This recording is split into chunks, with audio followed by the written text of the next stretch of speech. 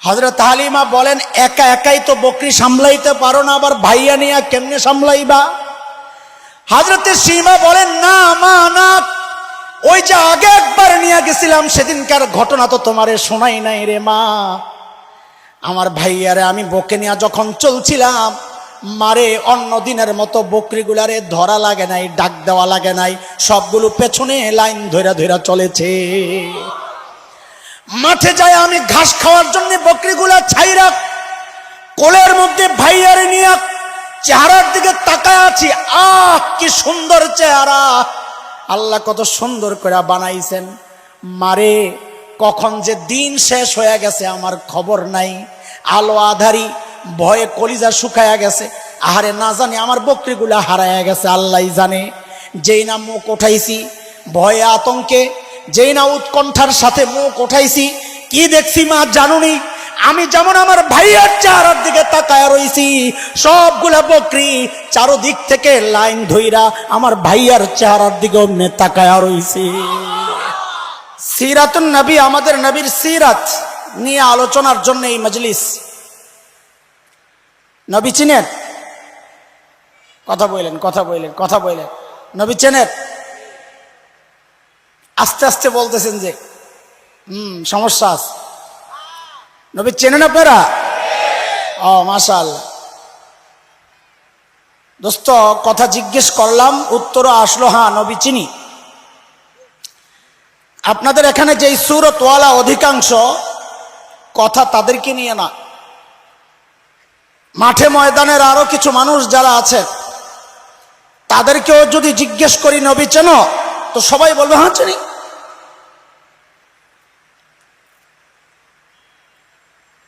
মুখে বলে একটা, আসলে আরেকটা। কেন শোনেন একটা, আপনাদের এই যে কাছে মির্জানগর মাদ্রাসা আছে না, হযরত হাফিজুল্লাহ রাহিমাহুল্লাহ আমাদের সকলের মুরব্বী ছিলেন। ওনার এক ভাই আছে না হাফেজ নুরুল্লাহ, নরসন্দিওয়ালারা বলেন না, কই থাকে? কাতারে থাকে। তো উনি ফরিদাবাদ মাদ্রাসায় পড়েন, আমিও পড়ি তখন। আমি ছোট, ওনারা বড়। তখন এখন যেমন বিভিন্ন দেশের প্রতিযোগিতা হয়, তখনও হইতো, কিন্তু তখন এত আলোচনার ছিল না, প্রতিযোগিতার জন্য এত মেহনত ছিল না। গুটি কয়েক মাদ্রাসার প্রতিযোগীরা সেখানে অংশগ্রহণ করত। এর মধ্যে আপনাকে মির্জানগর একটা, ঢাকার ফরিদাবাদ, এইরকম কিছু খাস খাস মাদ্রাসা। তো আমাদের নুরুল্লাহ ভাই ছিলেন একদম ইন্টারন্যাশনাল হাফেজ, যেখান থেকেই প্রশ্ন করত উনি পারতেন। কিন্তু বিচারকরা ওনাকে প্রথম করতেন না, বাছাই ইসলামিক ফাউন্ডেশনে। কারণ কি? ওনার একটা শারীরিক সমস্যা ছিল, উনি কাঁপতেন তেলাওয়াতের সময় কাঁপতেন। তা আন্তর্জাতিক প্রতিযোগিতা, ওখানে যায় যদি কাঁপাকাঁপি করে তাহলে দেশের বদনাম হবে, পুরস্কার তো পাবে না। তো এই জন্য বিচারকরা সবসময় যে 2 নাম্বার হইতো তাকে পাঠাইতেন। নুরুল্লাহ ভাই ফার্স্ট হইতেন, কিন্তু পাঠাইতেন 2 নাম্বারে। তো একবার শোনা কথা, খতিব ওবায়দুল হক রাহিমাহুল্লাহ বিচারক। তো খতিব ওবায়দুল হক রাহিমাহুল্লাহ জিজ্ঞেস করতেছেন, নুরুল্লাহ তুমি কি আগের মতো কাঁপো? নুরুল্লাহ আগের মতো কাঁপো? তো নুরুল্লাহ ভাই নাকি উত্তর দিচ্ছেন, হুজুর আগের মতো কাঁপি না। দেখছেন আমার হাতের দিকে তাকান, কি বলছে? হুজুর আগের মতো। হাত কি করতেছে? আরে কথা বলে না, হাত এই পাশ থেকে তো দেখে না। আগের মতো কাঁপি না হুজুর, হাত কিন্তু। তো মুখে বলতেছে একটা, আর হাত বলতেছে। ঠিক এই সাধারণ মানুষকে আপনি যদি জিজ্ঞেস করেন নবী চেনেন, তো বলবে হ চিনি। কিন্তু দোস্ত আমি বলবো, তোমার চুল তো বলে না তুমি নবী চিনো, তোমার টাই তো বলে না তুমি নবী চেনো, তোমার ওই টাই টাকনুর নিচের প্যান্ট তো বলে না তুমি নবী চিনো। তোমার ওই ঠুন্ডা মেয়েদের মতো চেহারা, দাড়ি সাচার চেহারা, এটা বলে না তুমি নবী চেনো। তোমার মেয়ের অশ্লীল পোশাক, ওই যে হিন্দি সিরিয়ালের নষ্টা ভ্রষ্টা বেশ্যার নষ্টা মেয়েদের পোশাক, তোমার মেয়ের গায়ে, তোমার বিবির গায়ে এই পোশাক বলে না তুমি নবী চেনো। তোমাদের বিয়ে শাদীর প্রোগ্রামগুলো প্রমাণ করে তুমি নবী চেনো না। মুখে বলো একটা, অন্তরে আরেকটা। সিরাতুন নবী মাহফিল, আজকে এই সংক্ষেপ সময়ে আমি একটু নবী চেনাবো আপনাদের ইনশাআল্লাহ। চিনবেন না ইনশাআল্লাহ? নবী না চেনার কারণে আমরা নিজেরাও অনেক সময় অনেক অস্পষ্টতায় ভুগি। ইসলাম বিদ্বেষী অপশক্তির প্রশ্নের মুখে আমরাও দুর্বল হয়ে যাই, কারণ আমি নিজেই নবী চিনি না। নবী না চেনার কারণে আমার সাপোর্ট দাড়িওয়ালা, টুপিওয়ালা, জুব্বাওয়ালাদেরকে হয় না, আমার সাপোর্ট হয় ওই দাড়ি ছাড়া মানুষদের প্রতি। নবী না চেনার কারণে আমি সঙ্গ তাদেরকে দেই না, আমি সঙ্গ দেই ওই কুফফার অপশক্তির পাঁচাটা গোলাপদের। সব কিছুর মূলে হচ্ছে আমি আমার নবী চিনি না। আমার কথা কি বুঝতেছেন আপনারা? আমাদের সবার মুরব্বী তিনি যখন আসবেন তো আপনারা বয়ান শুনবেন। উলামায়ে কেরাম, নবী যেমন কোরআনের ছবি, উলামায়ে কেরাম ও নবীর প্রতিচ্ছবি, ওইভাবেই আসছে। তো উলামায়ে কেরাম যে কোনো আলোচনা করাই নবীর সম্মান আলোচনা, কারণ গোটা দিনটাই আমার নবীর সম্মান। বুঝে আসছে কথা? যে আলোচনাই হোক, আমার নবীকে চেনার জন্য আমাদের বড়রা দুইটা উদাহরণ পেশ করেছে। এই দুই উদাহরণ মাথার মধ্যে বসান, তাইলে আমার নবীকে চেনা আমাদের জন্য সহজ হবে।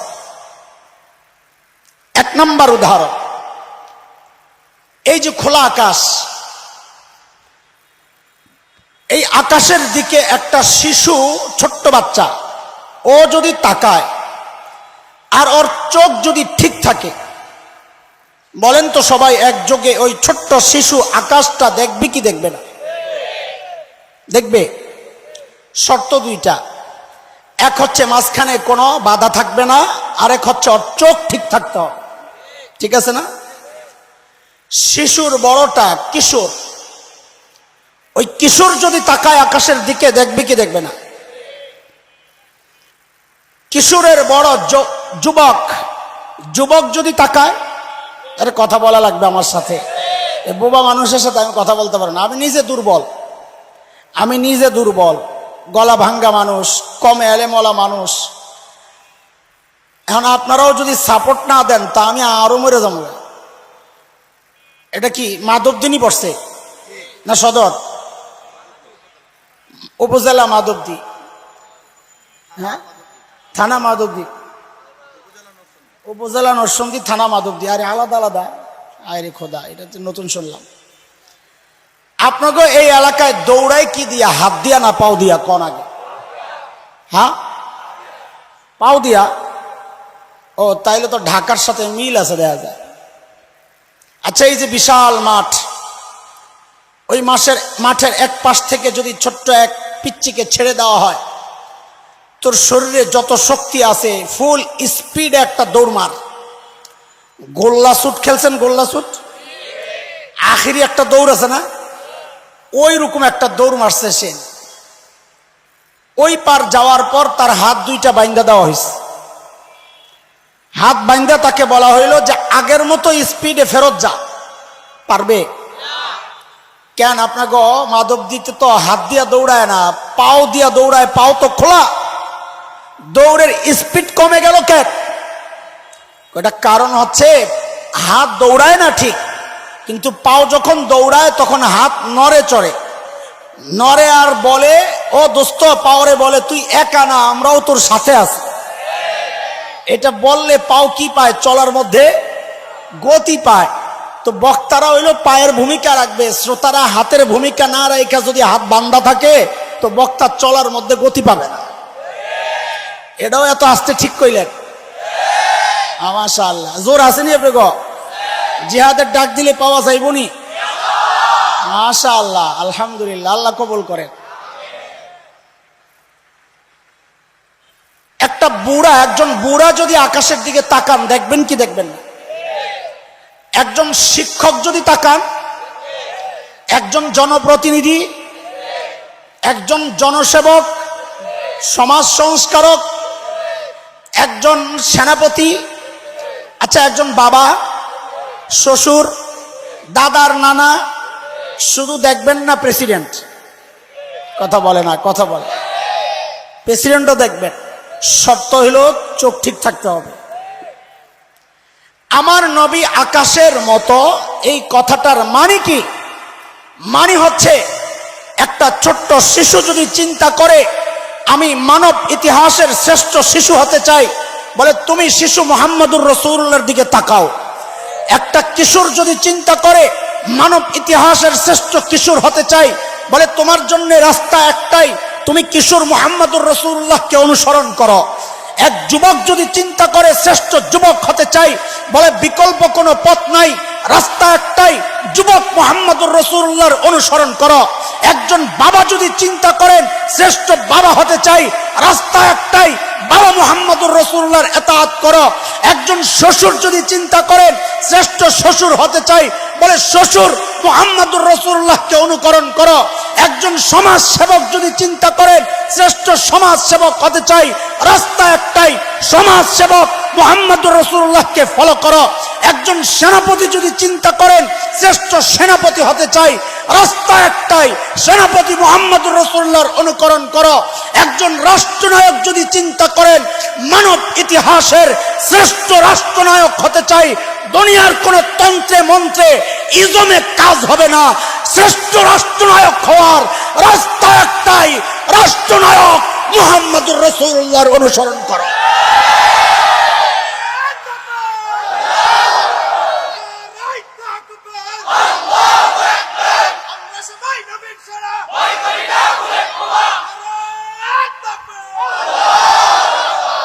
নবী চিনতেছেন? আচ্ছা, চিনতে থাকে। খেয়াল করেন, খেয়াল করেন, আমি উদাহরণ দিব, উদাহরণগুলো বুঝার চেষ্টা করবেন। আমাদের বড়দের কথা এগুলা। দেখেন, আমি এক গোলাম, আমি নিজের কথা বলার চেষ্টা করি না। আমি সবসময় আমাদের বড়দের কথাগুলো পড়ে পড়ে আইনা নকল করে করে আপনাদেরকে শোনাই। নিজের কথা কেন বলি না? আমাদের অনেক ভাই আমাদেরকে খোঁচা দেন, আমরা আকাবির পূজা করি, খালি বাপ দাদার কিস্সা কাহিনী কই। এটাকে আকাবির পূজা বলে না দোস্ত, এটাকে বলে বড়দের উপর আস্থা আর ভরসা। আমার বড়রা ভুল করতে পারেন, আমি বিশ্বাস করি, নবীরা ছাড়া সবাই ভুল করতে পারেন, আমার বড়রাও ভুল করতে পারেন, কিন্তু আমাদের বড়দের ভুল করার সম্ভাবনা আমার চেয়ে কম। এই জন্য আমি আমার কথা না বলে বড়দের কথাগুলো বলি। এটাই আমাদের জন্য নিরাপদ। বড়দের ছায়ায় বেঁচে আছি, এটাই আমাদের জন্য নিরাপদ রাস্তা। যারা বড়দেরকে ছাড়া চলে, যারা মুরব্বী ছাড়া চলে, আল্লাহ ওয়ালার সোহবত ছাড়া যারা চলে, এগুলাকে আমরা দেখছি মাঝে মধ্যে উদ্ভট বক্তব্য দিয়া উম্মতের মধ্যে ফিতনা লাগায়। আমাদের বড়দের কথা, আমাদের নবীর উদাহরণ। একজন মানুষ অঢেল সম্পদের মালিক, যার সম্পদের কোনো হিসাব নাই, এত পয়সা এত পয়সা, হিসাব নাই। বহু মানুষ এমন আছে যার কত সম্পদ সে নিজেই জানে না। ওই যে সৌদি আরবের যুবরাজ ছিল শেখ তালাত, উনি বলে ইউরোপের কোন দ্বীপের মধ্যে ঘুরতে গেছে, কোন রিসোর্টে, সাগরের মধ্যে। তো যায় রিসোর্টটা এত পছন্দ হয়েছে, তো উনি ওনার ম্যানেজারকে বলতেছেন যে এই রিসোর্টটা আমি কিনবো, কত টাকা হিসাব লাগাও। তো ম্যানেজার বলতেছে, স্যার এই রিসোর্ট তো এটা আপনারই। মানে হের যে কত সম্পদ নিজেও জানে না, এটা বুঝাইলাম আর কি। তা এমন মানুষও দুনিয়ায় আছে, তাই না, যার কত সম্পদ সে নিজেও জানে না। টাকা বেশি হইলে একটু গরম থাকে কিনা। তার একটা মেয়ে, কয়টা? এক বাপের এক মেয়ে। এখন ওই মেয়ের অবস্থা কি, বাপের অবস্থা কি? কর, মাটিতে পাও পড়েনি, কথা বলে না। আরে মেয়েরা এমনি বাবার কাছে বেশি আহ্লাদি হয়। আর যেই মেয়ে একা তার আহ্লাদ বেশি না কম? বাবা যদি টাকাওয়ালা হয় আহ্লাদ বেশি না কম? খবরদার পোলাবেন, কোন রকমের রিস্ক লইস না, মায়ের খাবি। আবার মেয়েটা ঘটনা চক্রে খুবই সুন্দরী। এইবার বলো গরমের অবস্থা কি? 440 লাইন কিরে? আরে 440 লাইন বুঝছ না? কাছে গেলেও ডর লাগে। এমন এক মেয়ে বিয়ের উপযুক্ত হয়েছে। এক লোক আসছে বিয়ের প্রস্তাব নিয়ে, আপনার মেয়ের সাথে একটা ছেলের প্রস্তাব দিতে আসছে। মেয়ের বাবা জিজ্ঞেস করে আপনি কে? তো বলে আমি ছেলের খালু। কে? আরে কথা বলে কে? আর তো মায়ের বাপ গেছে খেইপা, আমার মায়ের দাম কমে গেছে। আমগো ঢাকায়া কথা, খালু আইছেন প্রস্তাব লইয়া। তো খালু আস্তে আস্তে জিজ্ঞেস করে ও ভাই কে আসবে? ছেলের বাপ রে পাঠা। ওটা বললি তো হয়, সেতেন কেন? ওই যে গরম, মনে আছে না? গরমের কারণ যায়া ছেলের বাপেরে বলতেছে ও ভাই তোমার পোলার প্রস্তাব তুমি লইয়া যাও, আমি বেটার ধমক খাই আইছি। ছেলের বাপ আসছে প্রস্তাব নিয়া। এখন জেরা শুরু হয়েছে। আচ্ছা আপনাদের এলাকায় মেয়ে বিয়ে দেওয়ার সময় খোঁজ খবর লয়নি? আরে গরিব মানুষ হইলেও তো খবর লয়। আর ওই বেটা যার টাকার অভাব নাই, মাইয়া একটা আবার সুন্দরী, হ্যাঁ খবর লইব কি লইব না? কম না বেশি? খবর লওয়া শুরু করছে। আপনার নাম কি? আপনার বাবার নাম কি? বংশ কি? ছেলের নাম কি? মান নাম কি? ছেলের হাইট কেমন? নাক কেমন? চুল কেমন? কান কেমন? দাঁত কেমন? ঠোঁট কেমন? থুতু কেমন? আরে ঘাম কেমন? সব খবর লইতেছে। বন্ধু বান্ধব কারা? এলাকা কি? ভাষা কেমন? সব খবর টবর লইতেছে। আমরা দেখছি বিয়ের মধ্যে অনেক এলাকার আলোচনা হইলে কয় ওদিকে যায়, কথাই বোঝা যায় না, দরকার নাই, মানে ভাষাটাও দেখে মানুষ। সব দেখছে, ছেলে পছন্দ হয়েছে, মাশাআল্লাহ, বিয়ে ঠিক। এইবার বলেন এই মেয়েকে বিয়ের পর বিয়ে দেওয়ার জন্যে বাবা যে মেয়েকে বিদায় করবে, শাড়ি দিলে দামিটা দিবে না কম দামি? কারণ তার টাকার অভাব নাই, খরচের জায়গা নাই। শাড়ি কিনে তো দামিটাই কিনে, জুতা কিনে তো দামিটা সেরাটাই কিনে, গহনা কিনে তো সেরাটাই কিনে, প্রসাধনী কিনে তো সেরাটাই কিনে, সব সেরা সেরা জিনিস দিয়া এরপরে মেয়েরে বিদায় করে জামাই বাড়ি। কথা ঠিক কিনা? এই উদাহরণটা মাথায় ঢুকান। ঠিক আল্লাহ সুবহানাহু ওয়া তাআলা প্রিয় হাবিব সাল্লাল্লাহু আলাইহি ওয়াসাল্লামকে দুনিয়ায় পাঠানোর সময় এসব বিষয় লক্ষ্য করেছেন। যা দিছেন সব সেরা সেরা জিনিস দিয়ে আল্লাহ আমার নবীকে দুনিয়ায় পাঠিয়েছেন। সর্বপ্রথম হচ্ছে প্রস্তাবের ব্যাপার। ওই যে মনে আসেনি? আরে কথা বলেন, ওই যে মায়ের বাপ মনে রেখে, প্রস্তাবের ব্যাপার সিদ্ধান্ত আল্লাহর। আমি আমার হাবিবকে দুনিয়ায় ফ্রিতে দিব না, ফ্রি জিনিসের দাম থাকে না। বলে কেমনে দিবেন? আমার কাছ থেকে চায়া নিতে হবে, আমার হাবিবের দাম আছে। কারণ দুনিয়ার সিস্টেম হচ্ছে যেই জিনিস অর্জন করা যত কঠিন, ওই জিনিসের মর্যাদাও তত বেশি। সস্তায় পাইবেন, দেখবেন দাম নাই। কথা কন না? আল্লাহ তাআলারও সিদ্ধান্ত, আমি আমার হাবিবকে দুনিয়ায় ফ্রিতে পাঠাবো না, আমার হাবিবকে চায়া প্রস্তাব দিয়ে নিতে হবে। বলে প্রস্তাব কে দিবে? ছেলের বাপ। মনে আছে তো? প্রস্তাব কে দিবে? আমার হাবিবের আব্বা। প্রস্তাব আপনি দিলে আমি আমার হাবিবরে পাঠামো। বলে বাপকে? খলিল ইব্রাহিম। বলে না কথা? বাপকে, জাতির পিতাকে? মিল্লাতা আবিকুম ইব্রাহিম হুয়া সাম্মাকুমুল মুসলিমিন।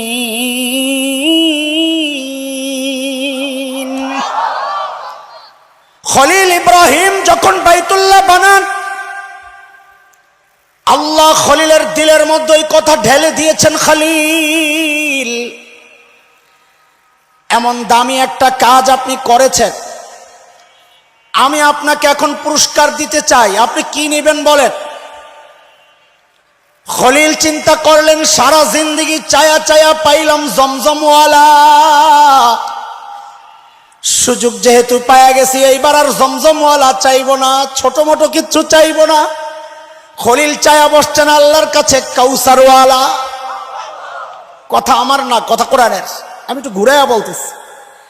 খলিল হাত উঠাইছেন, রব্বানা ওয়াবআস ফীহিম রাসূলাম মিনহুম ইয়াতলু আলাইহিম আয়াতিক ওয়া ইউআল্লিমুহুমুল কিতাবা ওয়াল হিকমাতা ওয়া ইউযাক্কিহিম ইন্নাকা আনতাল আজিজুল হাকীম।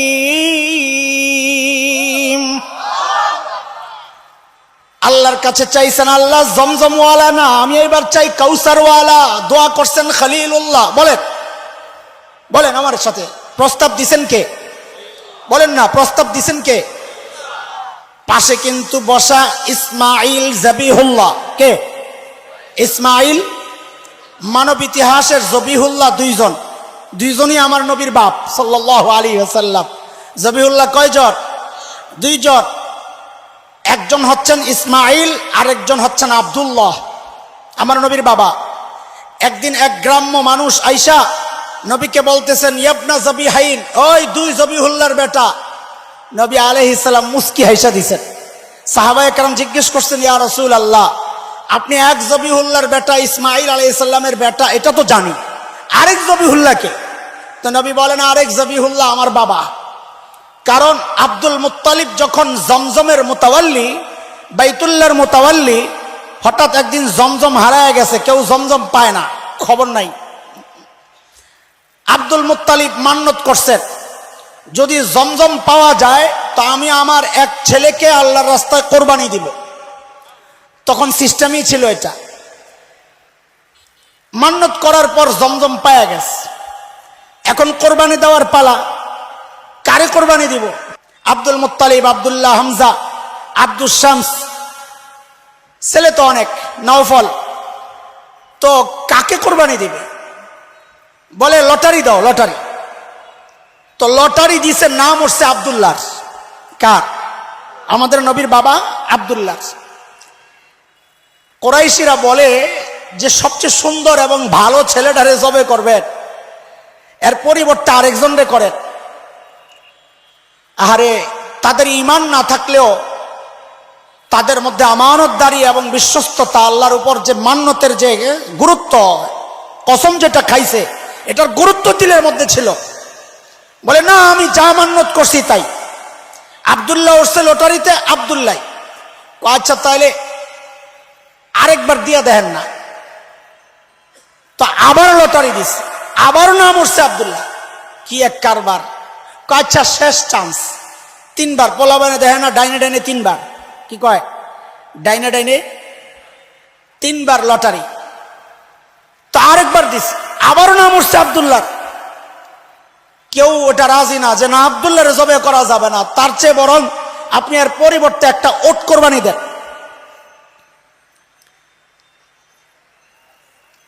আব্দুল মুত্তালিব রাজি হইছে, ঠিক আছে ওট লই আও। তো ওট আনছে, আইনা আবার দিছে কোরবানি, আবার দিছে লটারি। আব্দুল্লাহ না ওট, আবারও নাম উঠছে আব্দুল্লাহ। এখন কি করারে? ওট বাড়াইয়া দাও। কয়টা দেবো? 10টা। দিছে 10 ওট। আবার লটারি দেয়, তো আবারও লটারি দিছে, আবারও লটারির মধ্যে 10 ওটের নাম ওঠে না, উঠছে আবারও আব্দুল্লাহ। এখন কি করা? বাড়াও। দিছে 20 ওট, আবারও আব্দুল্লাহ। 30, আবারও আব্দুল্লাহ। 40, আবারও আব্দুল্লাহ। 50, আবারও আব্দুল্লাহ। 60, আবারও আব্দুল্লাহ। 70, আবারও আব্দুল্লাহ। 80, আবারও আব্দুল্লাহ। 90, আবারও আব্দুল্লাহ। 100 ওট। এইবার নাম উঠছে ওঠে। আল্লাহ তাআলা দেখায়া দিচ্ছেন, আমার নবীর বাপরে এত সস্তায় বেচতে চাইছিল। আল্লাহু আকবার। দোয়া করছেন, প্রস্তাব পাঠাইছেন খলিলুল্লাহ। পাশে বসা জবিহুল্লাহ ইসমাইল ওই দোয়ার সাথে আমিন বলে আল্লাহর কাছে দোয়ার মধ্যে সুপারিশ করে দিয়েছেন, দরখাস্তের মধ্যে সুপারিশ করে দিয়েছেন। এবার আমার সাথে মজা করে করে বলেন, নবীর মোহাব্বত দিলের মধ্যে লালন করে করে বলেন, প্রস্তাব পাঠাইছেন কে? খলিলুল্লাহ। আমি যা বলি তা বলেন। প্রস্তাব পাঠাইছেন কে? সুপারিশ করছেন কে? জবিহুল্লাহ। বলেন, আবার বলেন, প্রস্তাব পাঠাইলেন কে? সুপারিশ করছেন কে? যেই সচিবালয়ে বসে কারবার চলছে ওই সচিবালয়ের নাম হচ্ছে বাইতুল্লাহ। অফিসের নাম কি? অফিসের নাম কি? আবার মিলায়া বলেন, প্রস্তাব পাঠাইলেন কে? সুপারিশ করলেন কে? অফিসের নাম কি? আল্লাহর পক্ষ থেকে ঘোষণা, খলিলুল্লাহ প্রস্তাব করেছেন, জবিহুল্লাহ আমিন বলেছেন বাইতুল্লাহ বসে বসে। আমি আল্লাহ দোয়া কবুল করলাম, পাঠায়া দিলাম হাবিবুল্লাহ। জান নবী জান, আপনার আব্বা আপনারে চাইতেছে, জান দুনিয়ায়। রাখেন রাখেন, একটু অপেক্ষা। খেয়াল করেন, খেয়াল করেন, একটু অপেক্ষা। নবী একটু অপেক্ষা। বলে কেন? আমি মজলিসটারে একটু গুছায় আলু, প্রধান বক্তা আসতে আটকায়া গেছে, আপনাকে ভুল কইরা মাধবদীর বাজারে দিয়া ঢুকছে, লাগছে যেন। এদিক দিয়ে আয়োজকদের অবস্থা খারাপ। আগের যে বক্তা ওই বেচারা বয়ান করতে করতে শেষ, ঘামতে ঘামতে শেষ, বেড়া আলোচনার যে বিষয়বস্তু ঠিক করছিল ওইটাও শেষ। এখন আয়োজকরা কানে কানে কয়, হুজুর আরেকটু চালান, আরেকটু চালান। ভাই যত বড় বক্তা হোক, বয়ান ফিনিশিং টানলে এরপরে 10 মিনিট বয়ান করা অনেক কষ্ট, কারণ তখন এলোমেলো কথা বলতে হয়, লাইনের কথা থাকে না। আর পাবলিক ওটা বুঝে যে এখন কথা চলতেছে এলোমেলো। তখন পাবলিক হয় 3 প্রকার। আর কয় প্রকার? শীতের ওয়াজ, শীতের ওয়াজ পাবলিক হয় 3 রকমের। এক রকমের পাবলিক কয়, জায়গাটা গরম করছি, ওটার দরকার নাই, এই হলো এক শ্রেণী। আরেক শ্রেণী বলে, প্রধান বক্তা আইব, আস্তে ধীরে বয়ান করব, অনেক সময় লাগবে, একটু পাকসাফ হয়ে আসি, একটু হালকা হয়ে আসি, পেশাব টেশাব করতে যায়। আরেকটা শ্রেণী আছে, দূরে যায় শয়তানের লেঞ্জা টানে। আসেনি রে পোলাপাই? হ্যাঁ, মাহফিলটা একটু এলোমেলো হয়ে গেছে। এর মধ্যেই প্রধান বক্তা আয়োজকদের একজনরে ফোন দিছে, ভাই আমি ইয়া পার হয়ে গেছি, আলহামদুলিল্লাহ ফায়ার সার্ভিস পার হয়ে আপনাকে গলিতে ঢুকে গেছি। বেচারা আয়োজক, আহারে কি টেনশন, দৌড়াই আইছে। আয়া যিনি সঞ্চালক মাহফিল পরিচালনা করেন, এরে বলতেছে তাড়াতাড়ি একটা ঘোষণা দেন, হুজুর আয়া পড়ছে। তা আয়োজক তাড়াতাড়ি মাইক লয়ে, ওই যে কে বয়ান করতেছে না করতেছে ঠিক নাই, মাইকটা লইয়া কয়, লিল্লাহি তাকবীর, আল্লাহু আকবার, প্রধান বক্তার আগমন, শুভেচ্ছা, স্বাগতম। এগুলা কেন কয়? মাহফিলটারে একটু জমানোর জন্যে। এলোমেলো মাহফিলকে কি করার জন্যে? কথা বলতেছে না, মজা পাবো না, কিন্তু কথা কই আমার জানটা বেরিয়ে যেতেছে। একবার ডিম খায় আর কয় তুরো মজা লাগে না। মুরগি পাশের থেকে কয়, মিয়া পারার সময় আমার জানটা বার হয়ে গেছে, তোমার মজা লাগে না। তো কথা তো কর। আল্লাহ তাআলা যখন দেখলেন মাহফিল এলোমেলো, আল্লাহ প্রধান বক্তা প্রিয় হাবিব মুহাম্মদুর রাসূলুল্লাহ সাল্লাল্লাহু আলাইহি ওয়াসাল্লামকে পাঠানোর সময় আটকাইছেন। হাবিব একটু অপেক্ষা করেন। বলে কেন? বলে আমি ওই যে ঘোষককে দিয়ে একটু ঘোষণা দেওয়া দেই যে প্রধান বক্তা আসতেছে। ঘোষণা কে দিবেন? আল্লাহ নবী ঈসাকে দাঁড় করাইলেন, ও নবী ঈসা ঘোষণা আপনি দিয়ে দেন। নবী ঈসা ঘোষণা দিলেন। সূরা সফ, আমি সব কোরআনের কথাই বলতেছি, একটু ঘুরাইয়া ঘুরাইয়া। সূরা সফ আয়াত 6, নবী ঈসার ঘোষণা আল্লাহ আমাদেরকে জানায়া দিয়েছেন। নবী ঈসা ঘোষণা দিলেন, وَإِذْ قَالَ عِيسَى ابْنُ مَرْيَمَ يَا بَنِي إِسْرَائِيلَ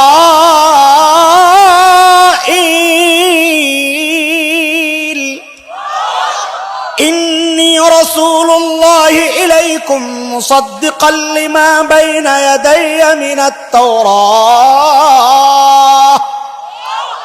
وَمُبَشِّرًا بِرَسُولٍ يَأْتِي مِن بَعْدِ اسْمُهُ أَحْمَدُ।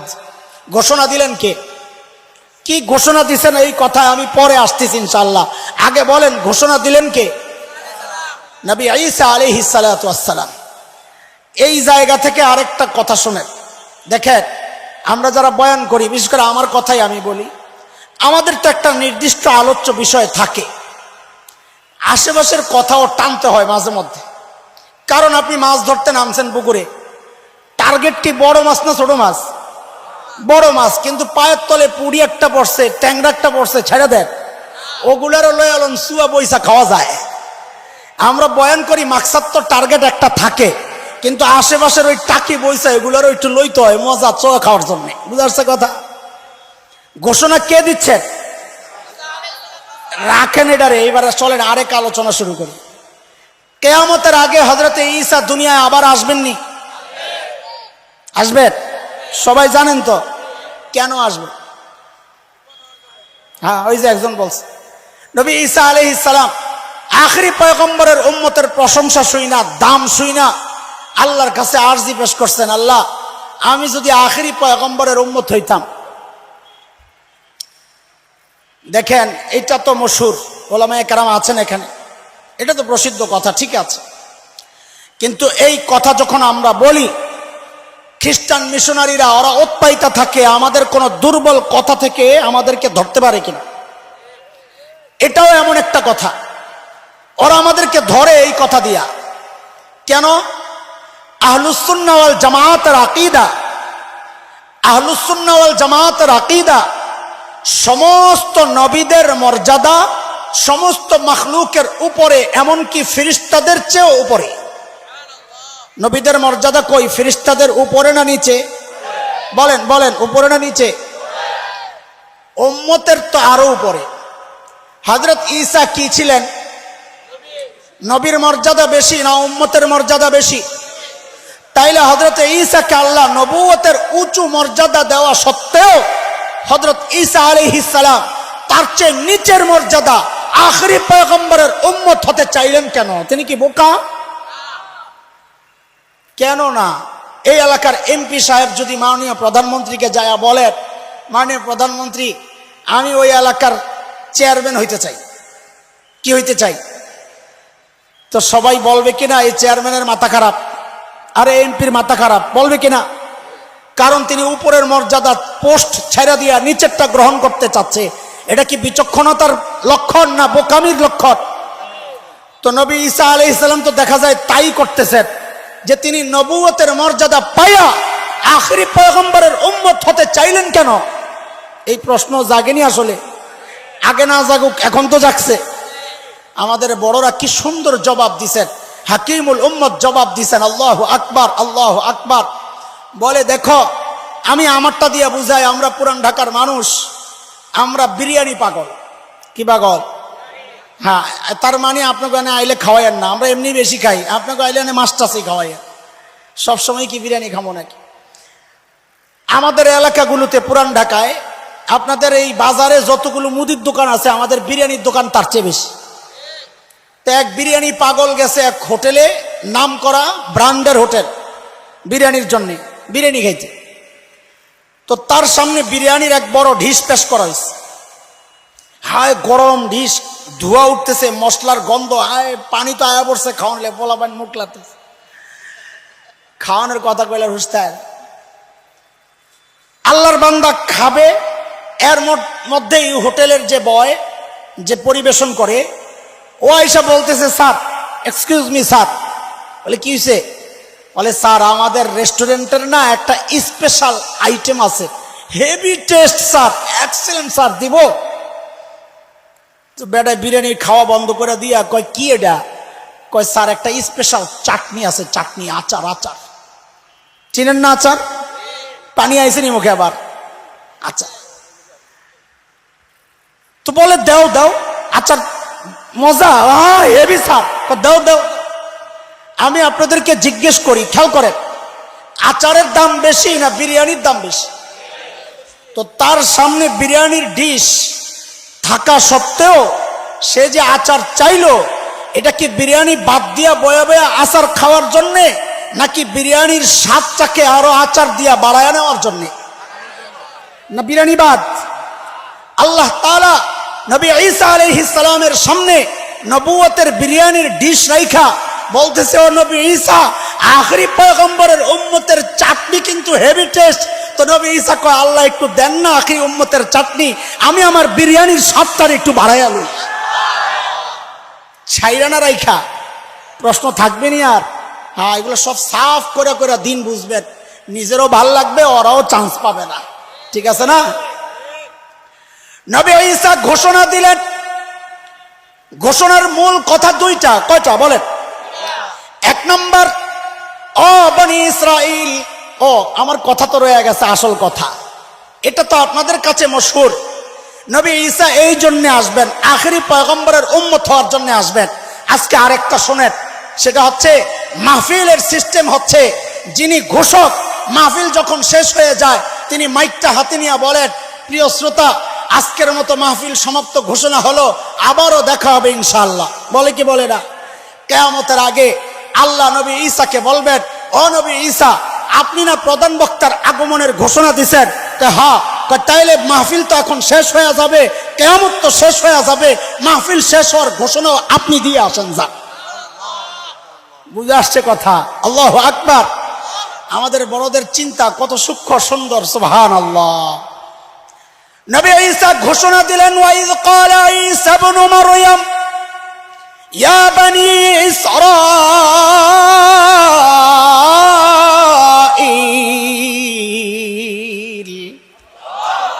ইন্নী রাসূলুল্লাহি ইলাইকুম মুসাদ্দিকাল লিমা বাইনা ইয়াদাইয়া মিনাত তাওরাহ।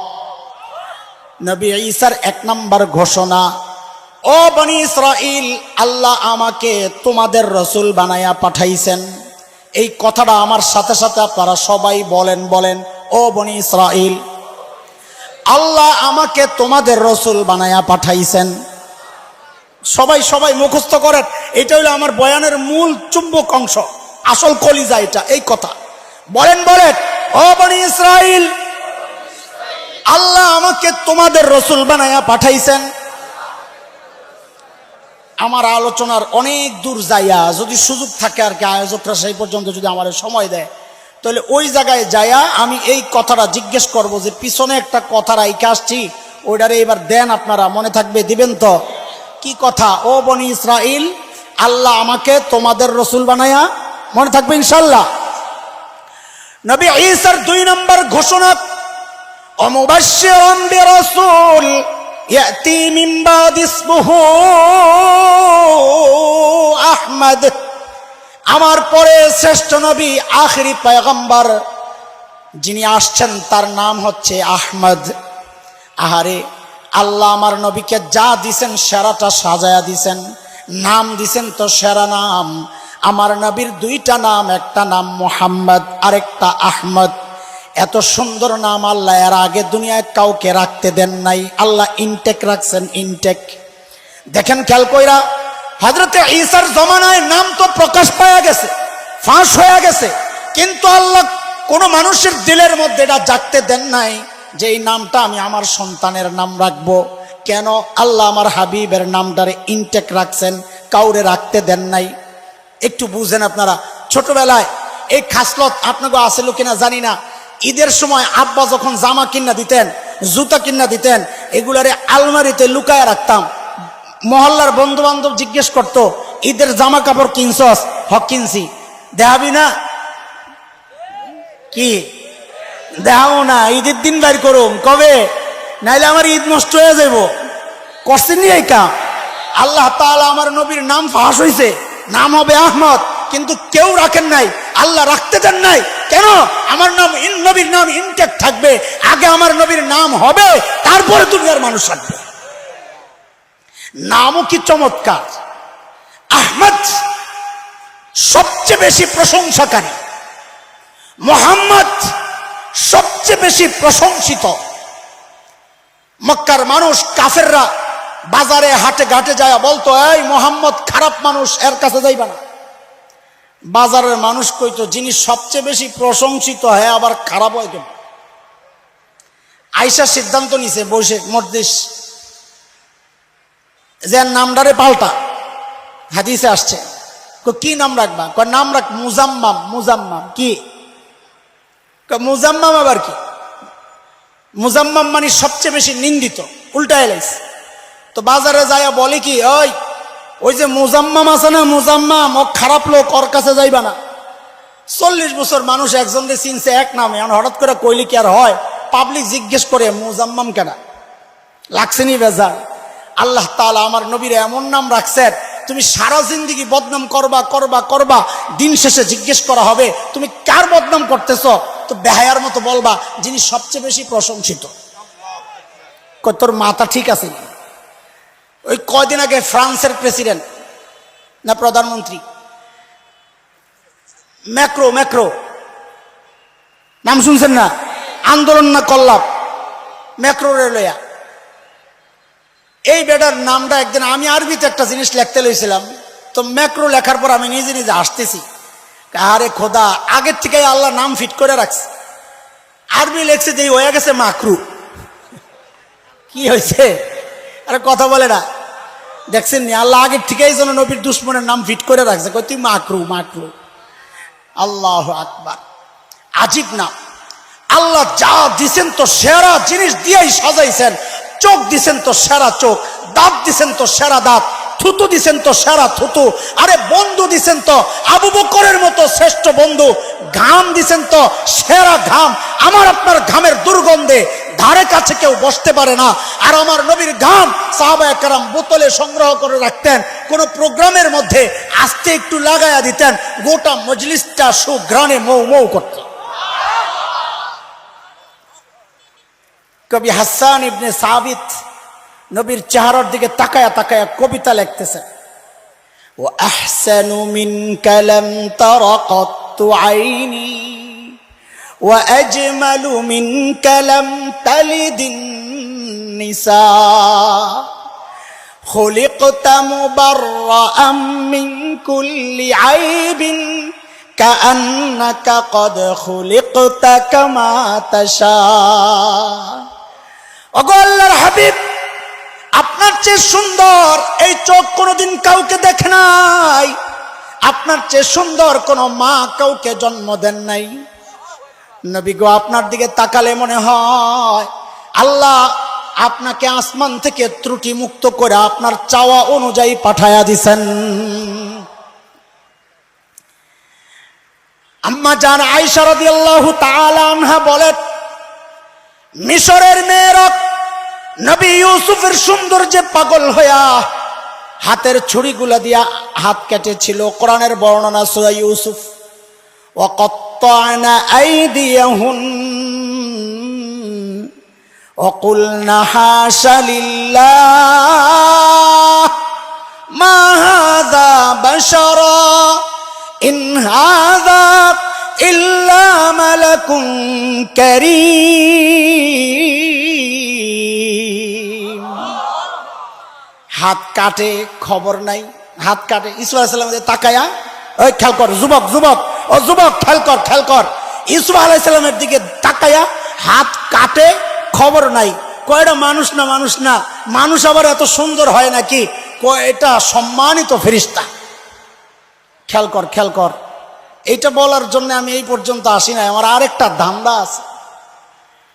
এই যে মেয়েরা ইউসুফ আলাইহিস সালামের দিকে তাকাইছে, এই তাকানো বৈধ না অবৈধ? কথা কয় অবৈধ। অবৈধ দৃষ্টি পড়ছে, হাত কাটতেছে খবর নাই, পাগল হয়ে হাত কাটতেছে খবর নাই। এইটারে এই পর্যন্ত রাগ কথা। চল আরেক জায়গায় যাই। যুদ্ধের ময়দানে শহীদ, কান কাটা, চোখ উপড়ানো, নাকটা কাটা, কলিজা ফাইরা টুকরা টুকরা, হাত একটা পরে রয়েছে ওই মাথায়, পাও একটা ওই মাথায়। ও কিরে ভাই, ব্যথা পায় না? ব্যথা পায় না? ব্যথা পাইব কেমনে? মিশরের মেয়েরা এক পক্ষ তাকাইছে। কয় পক্ষ? ইউসুফ আলাইহিস সালাম কি করেন নাই? ইউসুফ আলাইহিস সালাম তাকান নাই, কারণ কোন নবী কোনো গুনাহ করেন নাই, কোন নবী জীবনে কোনো গুনাহ। কাজী হযরত ইউসুফ আলাইহিস সালাম কি করেন নাই? তাকান নাই। আল্লাহ তাআলা সূরা ইউসুফ আয়াত 23 আল্লাহ বলেছেন, কাযালিকা লিনাসরিফা আনহু সুআ ওয়াল ফাহশা। আমি নবী ইউসুফকে অন্যায় অশ্লীল কাজ থেকে ওইভাবে বাঁচায়া দিছি। কাজী ইউসুফ আলাইহিস সালাম কোনো গুনাহ। তাকাইছে কয় পক্ষ? কয় পক্ষ? এক পক্ষ তাকাইয়া হাত কাটতেছে খবর নাই। কয় শহীদরা ব্যথা পায় না? বলে পাইবো কেমনে? শহীদের যখন কাটাকাটি চলতেছে তখন শহীদের জন্য আল্লাহ জান্নাত দেখায়া দিছেন। জান্নাতের হুররা ওর দিকে তাকায়া রইছে, ওই হুরদের দিকে তাকায়া রইছে, আল্লাহ আরশে আজিম থেকে তাকায়া রইছে।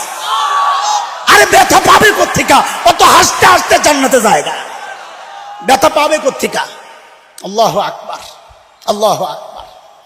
আম্মা জান আয়েশা বলেন, মিশরের মেয়েরা নবী ইউসুফের দেখা হাত কাটে, তাদের খবর নাই ইউসুফের সৌন্দর্যে পাগল হইয়া হাত কাটছে। মিশরের মেয়েরা যদি আমার হাবিবকে দেখতো তো তারা হাতের ছুরিগুলা দিয়া হাত না কাইটা তারা নিজেদের কলিজা গুলা টুকরা টুকরা করে ফেলতো।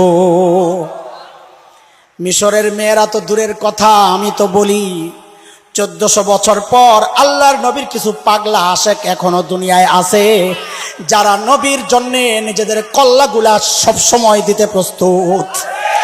কথা কও প্রস্তুত কিনা? আমরা সব কিছুর সাথে আপোষ করতে পারি, দ্বীনি বিষয়ে কোনো আপোষ নাই। এই জায়গায় আমরা বড় কঠিন। আমাদের স্পষ্ট কথা, আমাদের বিবি বিধবা হবে কোনো পরোয়া নাই, সন্তান ইয়াতীম হবে কোনো পরোয়া নাই, শরীর থেকে মাথা আলাদা হবে কোনো পরোয়া নাই, কিন্তু আল্লাহর জমিনে আল্লাহর নবীর দুশমনকে ছাড় দেওয়া হবে না।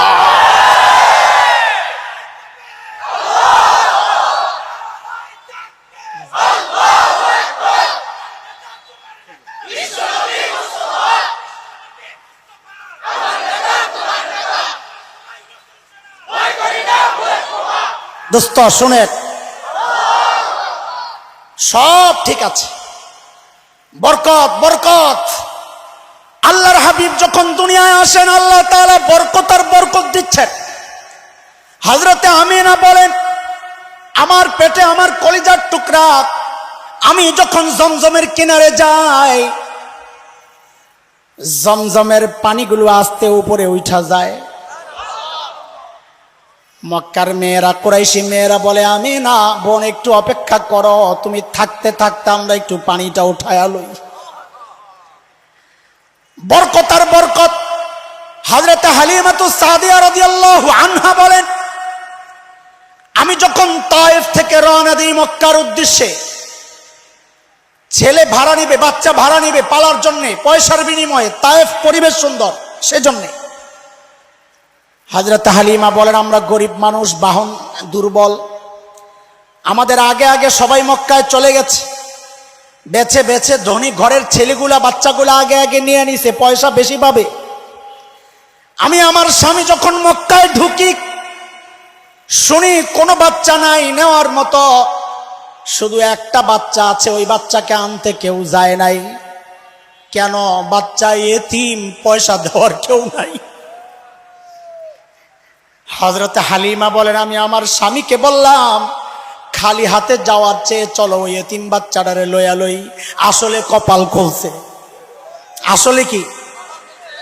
হযরত হালিমা বলেন, আমি যখন আমিনার ঘরে ঢুকলাম, আরে আমার কলিজার টুকরা, তার চেহারার দিকে তাকায় আর চোখ ফিরাইতে পারি না।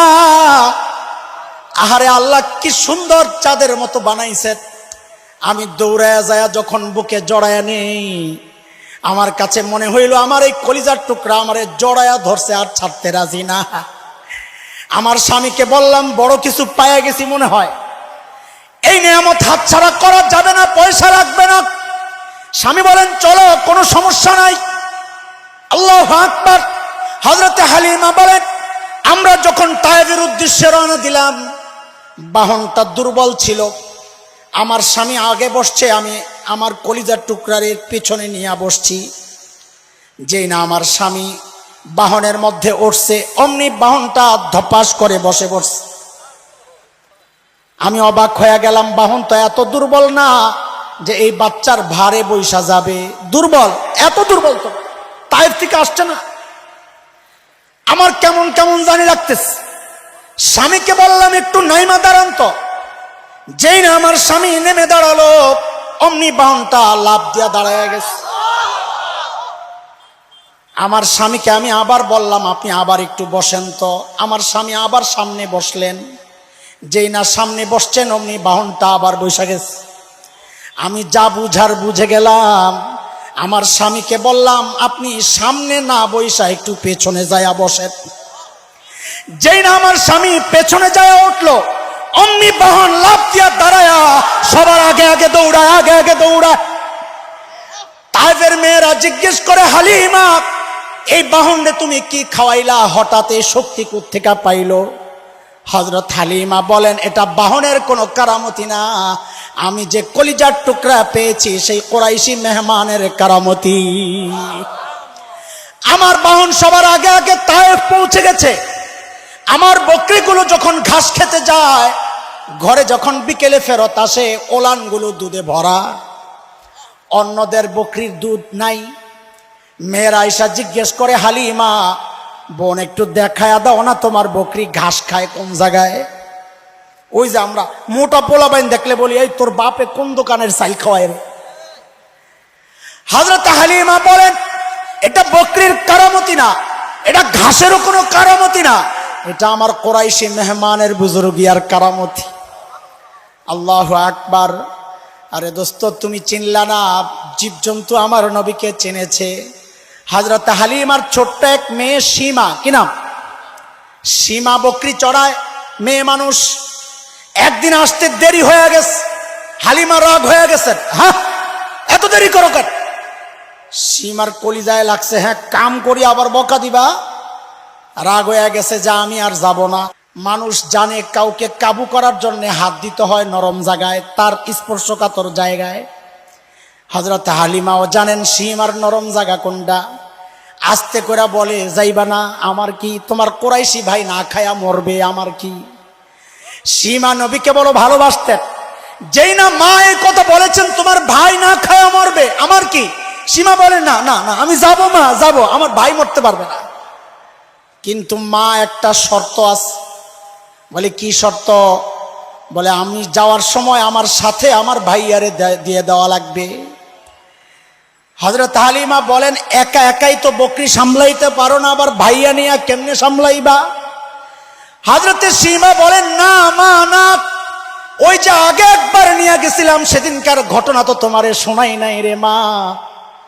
আমার ভাইয়ারে আমি বকে নিয়ে যখন চলছিলাম, মারে অন্য দিনের মতো বকরিগুলারে ধরা লাগে নাই, ডাক দেওয়া লাগে নাই, সবগুলো পেছনে লাইন ধইরা ধইরা চলেছে। মাঠে যায় আমি ঘাস খাওয়ার জন্য বকরিগুলা ছাইরা কোলের মধ্যে ভাইয়ারে নিয়ে চেহারার দিকে তাকায় আছি, আহ কি সুন্দর চেহারা, আল্লাহ কত সুন্দর করে বানাইছেন। মারে কখন যে দিন শেষ হয়ে গেছে আমার খবর নাই, আলো আধারি, ভয়ে কলিজা শুকায়া গেছে। আহারে না জানি আমার বকরিগুলা হারায়া গেছে, আল্লাহই জানে। যেই না মুখ উঠাইছি ভয়ে আতঙ্কে, যেই না উৎকণ্ঠার সাথে মুখ উঠাইছি, কি দেখছি মা জানুনি? আমি যেমন আমার ভাইয়ার চেহারার দিকে তাকায়া রইছি, সবগুলা বকরি চারদিক থেকে লাইন ধইরা আমার ভাইয়ার চেহারার দিকে অমনে তাকায়া রইছি। আল্লাহু আকবার। নবী চেনো দোস্ত, চিনবা নবী, চিনবা, চিনছ? আরে চিনতেছো কিছু নবী? এইবার একটু ভিন্ন দিকে যাব। এতক্ষণ আলোচনার ঢং ছিল একরকম, এখন যাব আরেক দিকে। কারণ কি, এতক্ষণ এরকম জ্ঞান চলছে, এটা আমার একটা স্টাইল। বাচ্চাদেরকে হসপিটালে নিলে ডাক্তার যদি মনে করে এর ইঞ্জেকশন পুশ করা লাগবে, ডাইরেক্ট ঢুকায়া দেয় না, ওরা হাতে একটা চকলেট দেয়, খা রে বাবা খা। একটা খেলনা দেয়, ও ব্যস্ত থাক। ওদিক দিয়ে ডাক্তার আস্তে আস্তে ইঞ্জেকশন ফিট করে, ঠিক করে। যেই দেখে ওই মোটামুটি ব্যস্ত, তো আস্তে ডাক দিয়ে দেখে, আব্বু আব্বু দেখে এই পিঁপড়ার কামড় খাইছো কখনো, আস্তে করে ঢুকাইয়া দেয়, ঠিক নেই? এতক্ষণ তোম করে চকলেট খাওয়াইছি, চকলেট যেন আমার সাথে একটা সম্পর্ক তৈরি হয়। এইবার ইঞ্জেকশন শুরু হবে ইনশাআল্লাহ। বুঝে আসছে নি কথা কিছু? আমি তো খুব ক্লান্ত, পরিশ্রান্ত, বলার জিনিস না আসলে, থাক এটা নাই বললাম। হজরত উমরার সফরে ছিলাম, গত সপ্তাহে আসছি, জ্বর ছিল ওই জায়গায়, ওখানেই জ্বর ছিল। ওই জ্বর নিয়ে দেশে আসছি, যে ভিতরে ভিতরে জ্বর রয়ে গেছে, এখন খুব ক্লান্ত। আল্লাহ, কথাগুলো বুঝতেছেন আপনারা? এই যে এতক্ষণ যা বললাম, বুঝছে? আল্লাহ আমার নবীকে যা দিছেন তো সব সেরা সেরা জিনিস দিয়া সাজায়া পাঠাইছে, এতটুকু বুঝছেন? এইবার একটা প্রশ্ন আসে, সেটা হচ্ছে, হুজুর সব ঠিক আছে বুঝলাম, আপনার আগের উদাহরণের লগে একটা জিনিস মিলে না। কি মিলে না রে ভাই? ওই যে ধনী বাবা, মনে আছে নি? আচ্ছা, ধনী বাবা মেয়েকে এমন জায়গায় বিয়ে দিবে যেই জামাইয়ের বাড়ি ঘর নাই, কথা কয় না? ধনী বাবা, আরে গরিব বাবাই তো দেয় না, ধনী বাবা দিবে? তো আল্লাহ তাআলা আমার নবীকে যখন দুনিয়ায় পাঠাইছেন, সব সেরা সেরা জিনিস দিয়েই তো পাঠাইছেন, মানলাম। কিন্তু আল্লাহ তাআলা দুনিয়ার সবচাইতে সুন্দর জায়গা সুইজারল্যান্ড, ওখানে কেন পাঠাইলেন না? সবচেয়ে সুন্দর জায়গা কাশ্মীর, যাকে ভূস্বর্গ বলা হয়, দুনিয়ার জান্নাত, ওখানে কেন পাঠাইলেন না? না পাঠাইয়া পাঠাইলেন কোথায়? জাজিরাতুল আরবে, কোরআনে যার সূরা ইব্রাহিমের মধ্যে যার পরিচয় আসছে, ওয়াদিন গায়রি যি যারা, বৃক্ষলতাহীন, জলশূন্য বালুকাময় জায়গা, খাওয়া নাই, ফল নাই, ফসল নাই, গাছ গাছালি নাই, পানি নাই, পাহাড় পর্বত মরু বালু, এমন তপ্ত জায়গায়, এমন অনুর্বর জায়গায়, অস্বাস্থ্যকর জায়গায় আল্লাহ আমার নবীকে কেন পাঠাই? প্রশ্ন জাগে। কথা না বললে তো কথা যাবে না। প্রশ্ন জাগে আপনাদের? হ্যাঁ হ্যাঁ, প্রশ্ন জাগলে উত্তর মজা লাগবে, না জাগলে কিছুই হবে না।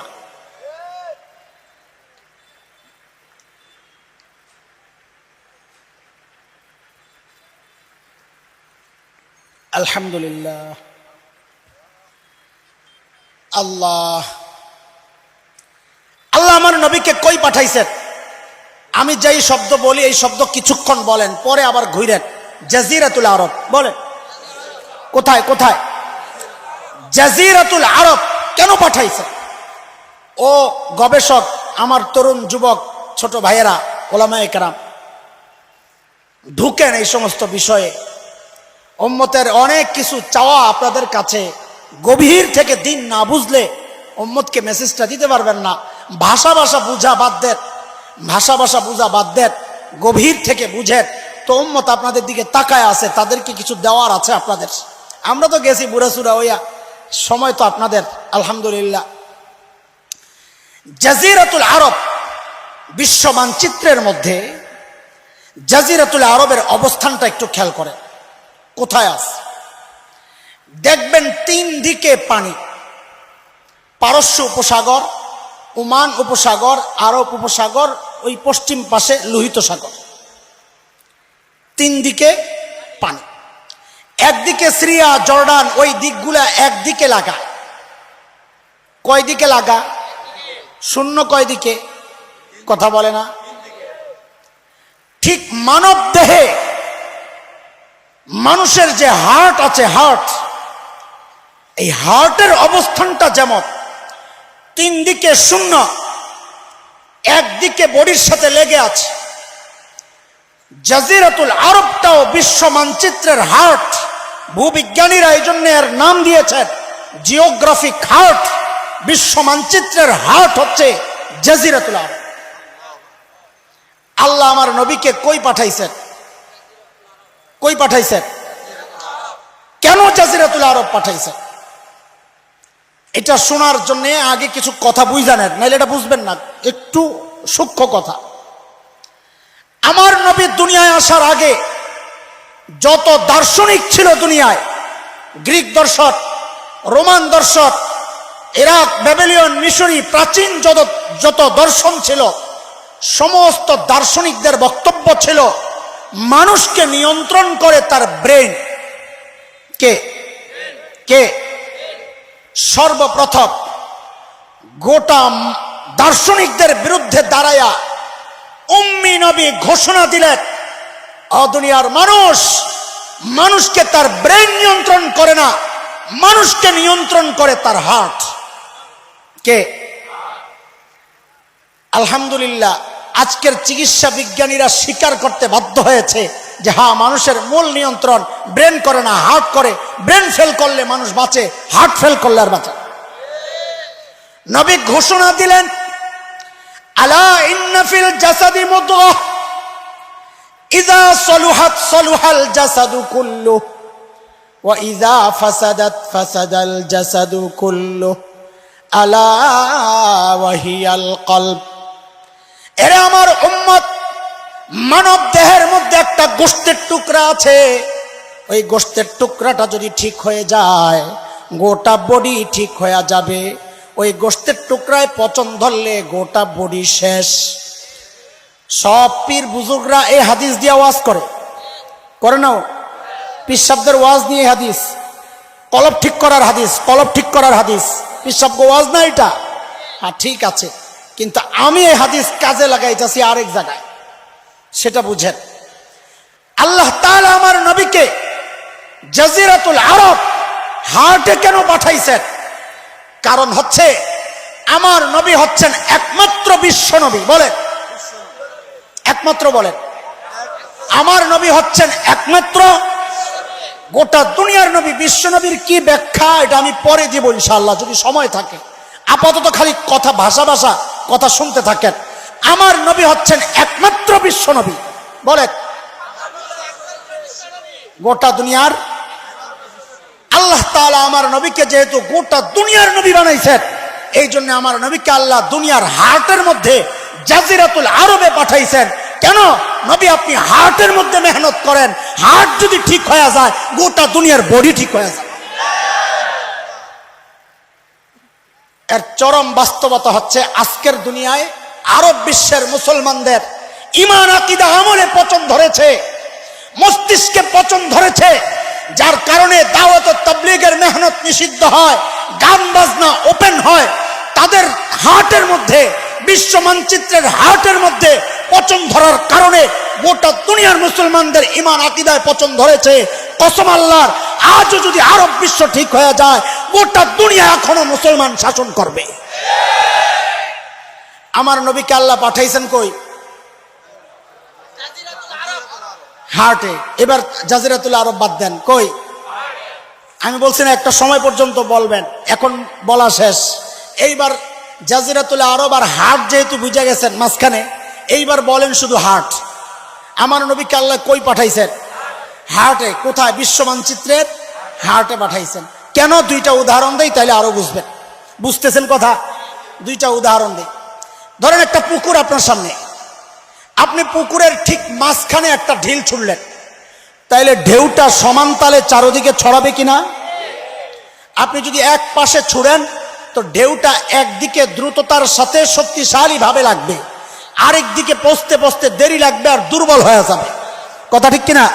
আল্লাহ তাআলা যদি আমার নবীকে ইউরোপে, সুইজারল্যান্ডে পাঠাইতেন, কাশ্মীরে পাঠাইতেন, হেদায়েতের নূর আরেক প্রান্তে পৌঁছতে পৌঁছতে দেরি লাগতো, আল্লাহ জাজিরাতুল আরবে পাঠাইছেন, হার্টে পাঠাইছেন, যেন হেদায়েতের নূর সমান তালে চারদিকে ছড়ায়। এই জন্যে আমাদের বাংলাদেশে ইসলাম সাহাবীদের মাধ্যমেই চলে আসছে। এই জন্য আমরা বলি মাঝে মধ্যে, বাংলাদেশে ইসলাম কচুরি পানার মতো ভাইসা আসে নাই, সাহাবীদের হাত ধরে এই দেশে ইসলাম এসেছে। কাজী কসম আল্লাহর, এই দেশ থেকে ইসলাম নিশ্চিহ্ন করা তো সহজ হবে না ইনশাআল্লাহ। যারা নিশ্চিহ্ন করতে আসবে, অতীতের ইতিহাস তাই বলে, তারা নিশ্চিহ্ন হয়েছে, ভবিষ্যৎ নিশ্চিহ্ন হয়ে যাবে, নিশ্চিহ্ন হয়ে যাবে।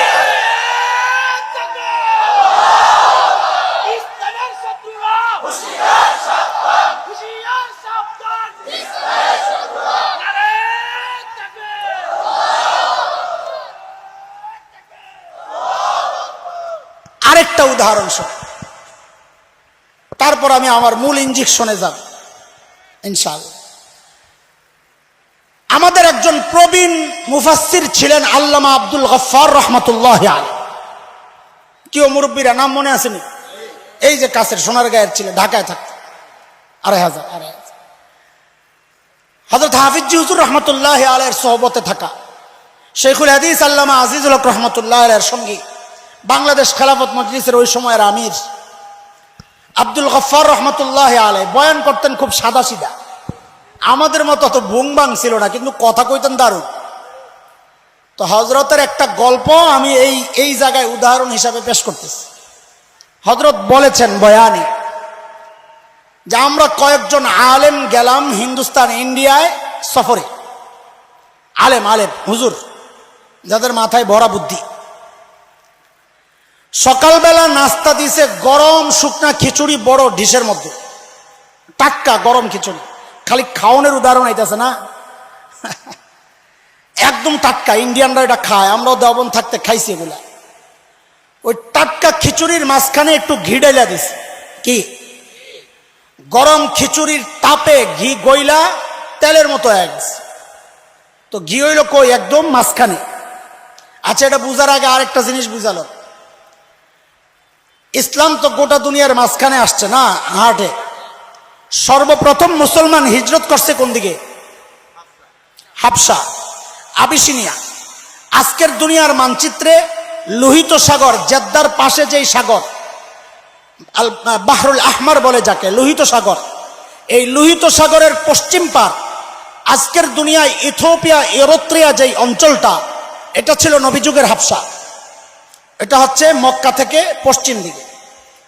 তো ইসলাম আসছে মক্কায় মাঝখানে।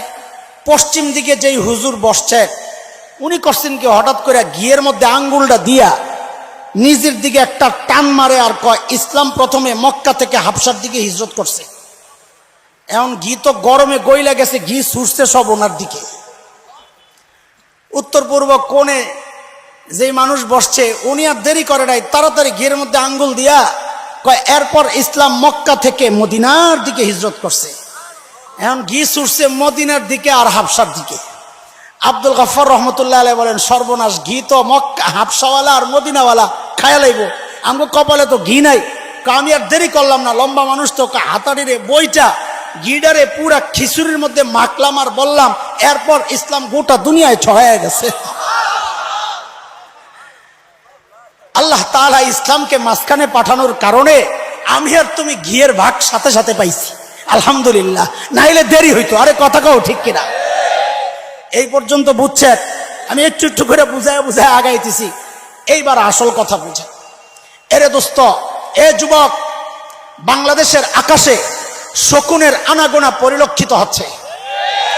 তোমরা সচেতন হও, চোখ খোলো, কান খোলো। কারণ পিঠা আমি খাবো না, আমারে দুই একটা দিতে পারে নেতা হিসাবে, বুড়ারাও খাবে না। বুড়া করে পিঠাইয়া কি হইব, খাইবা তোমগো মতন যুবকরা। আমরা যখন দেওবন্দে ধরপাকর শুরু হয়েছে হঠাৎ করে 1997 সনে, তো আমাদের সাথে এক ভাই ছিল, লালবাগ মাদ্রাসা থেকে গেছে, খুব মোটা, কালা, আফ্রিকান লাগে। ওই ভাই ছাদে যায় ঘুমাইত, আমরা রুমেই থাকতাম। তা আমি জিজ্ঞেস করি, ভাই ছাদে ঘুমাও কেন তুমি? তা আমি তো তখন ছিলাম হ্যাংলা পাতলা, একেবারে টিং মাস্টার। তা আমারে বলে কি, দোস্ত, তরে ধরলে পুলিশে পিড়াইতে মায়া লাগবে, একটা দিয়া ছেড়ে দিব। আমার যে অবস্থা, আমারে পিড়াইয়া মজা পাইব। কয়দিন আগে এক বড় পেটওয়ালা ভণ্ড মারা গেছে না মদিনার, দেওয়ানবাগি, নাম বলার দরকার কি? আচ্ছা, দেওয়ানবাগির নাম আমি বলছি, উনি কি জন্য দেওয়ানবাগি বললেন? দেওয়ানবাগির নামটা বলার কোনো দরকার আছিল? আর এখন দেওয়ানবাগি আমি বলছিলাম, শুনছেন আপনারা? উনি মাঝখান দিয়ে দেওয়ানবাগি কেন বললো? দেওয়ানবাগির নাম বলার দরকার নাই, গ্যাঞ্জাম লাগানোর দরকার। আল্লাহু আকবার, পেট একটা, সুবহানাল্লাহ। আমার এক দোস্ত একসময় খুব বয়ান করতাম এগুলা, কয় এর বিরুদ্ধে আর বইলা কি হবে, কি হয়েছে? কয় আমগো যত গন্ডগোল, অর্থ কোনো গন্ডগোল নাই। আমগো কি গন্ডগোল? কয় আহলে হাদিস ভাইরা হাত বান্ধে বুকের উপরে, আমরা হানাফিরা নাভি বরাবর নিচে। কয় হের কোনো গন্ডগোল নাই। কি জন্য? কয় তা হাতি যায়। আমি কই খবিসে নামাজই তো পড়ে না। তো ওই বেড়ায় যখন মারা গেছে, খবরটা শুনে আমি ওই আমার ভাইয়ের কথা মনে করতেছি আর হাসতেছি। যা যা কবরে যা, ফেরেশতারা পিড়াই আছে, কি মজাটা পাইব রে। কথাগুলো বলার মাকসাদ হচ্ছে, বিপদ যখন আসবে তখন পিড়া তোরাই খাবি, কারণ আম করে পিড়ায় মজা পাইব না, পিড়ায় এত করে মজা পাইব। এই জন্য সচেতন বেশি তোদের হওয়া দরকার। বাংলাদেশের আকাশে শকুনের আনাগোনা পরিলক্ষিত হচ্ছে।